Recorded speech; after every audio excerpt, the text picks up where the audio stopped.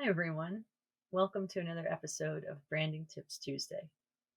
Today, we're going to talk about tips for hiring a quality vendor for marketing, branding, or graphic design.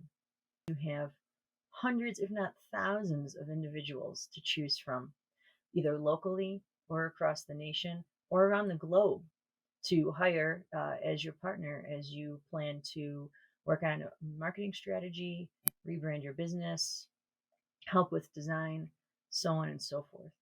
So, how do you make sure that they are legit in a sea of people who are trying to get a one up on you and may not be as qualified as they say they are? So, here are my 5 top tips for finding a qualified vendor. Number 1, look for testimonials. Do they have testimonials on their website? Do they have Google testimonials? Do they have a referral sheet they could send you? Do they have anything that speaks from a social proof perspective that they do what they say they're going to do for you?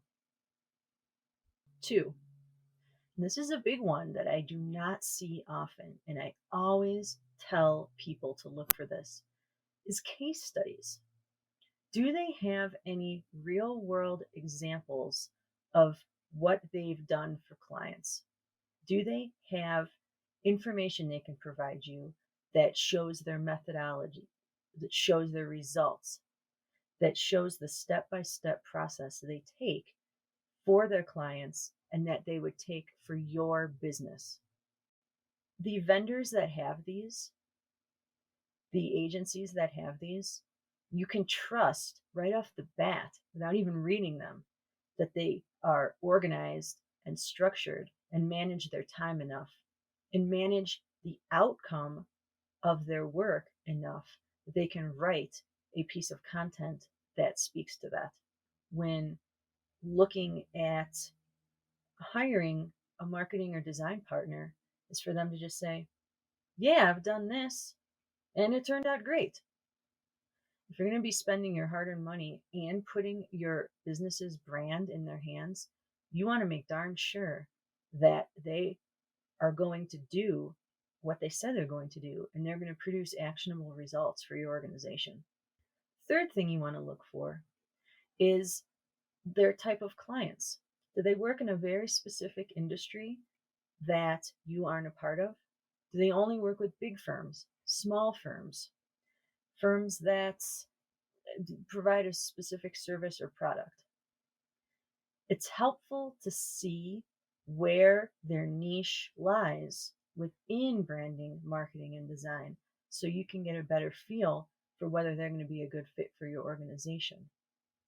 Sure, there's marketing and design generalists out there, but if you're looking at hiring someone that only works in real estate, only works for legal firms, only has a very specific um, specialty within, say, SaaS or technical, and you're not one of those things, it's going to be more of a challenge to get that group up to speed on what you do and your type of audience.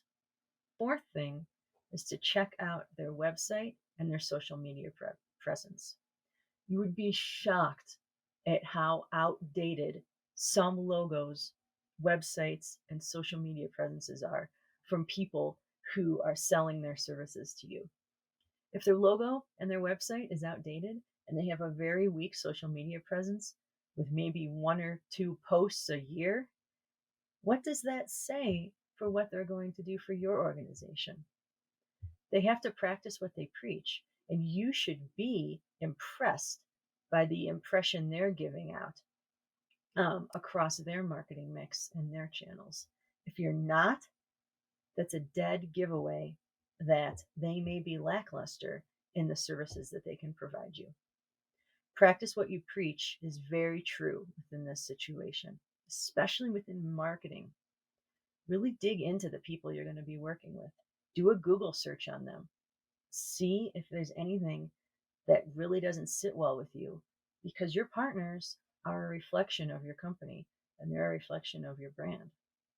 The last one is pricing. Does the price seem too good to be true?